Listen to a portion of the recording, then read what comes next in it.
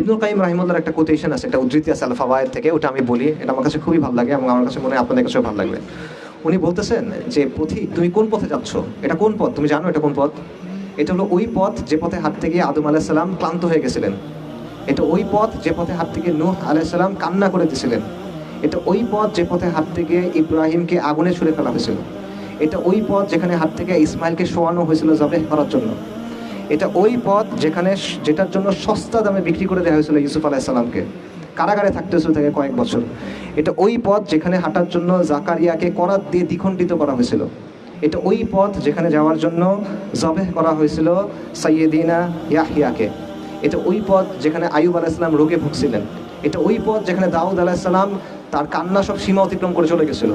এটা ওই পথ যেখানে হাঁটতে গিয়ে ঈসা আলাইহিস সালাম নিঃসঙ্গ জীবনযাপন করতে হয়েছে। এবং এটা ওই পথ যেখানের জন্য রাসূলুল্লাহ সাল্লাল্লাহু আলাইহি ওয়াসাল্লামকে অসংখ্য কষ্ট সহ্য করতে হয়েছে। এটা ওই পথ। তো তুমি কোন পথে হাঁটতেছো? তুমি এখনো খেল তামাশার মধ্যে আছো। পথিক, তুমি কোন পথে যাচ্ছ? এটা হলো ইবনুল কাইয়িমের কথা। এইটা আপনাদের জন্য, আমারও আপনাদের জন্য কথা। আপনারা সিরিয়াসলি চিন্তা করেন। আমার কথা হয়তো বা আপনারা যেরকম এক্সপেক্ট করছেন ওরকম হয় নাই, বাট আমার মনে হয় এই জিনিসটা আমাদের সবার চিন্তা করা দরকার। আপনি আসলে এটার জন্য রেডি কিনা? এই কাজটা আপনার সামনে আছে। আল্লাহ আযজা ওয়া জাল প্রতিশ্রুতি দিয়ে রাখছেন।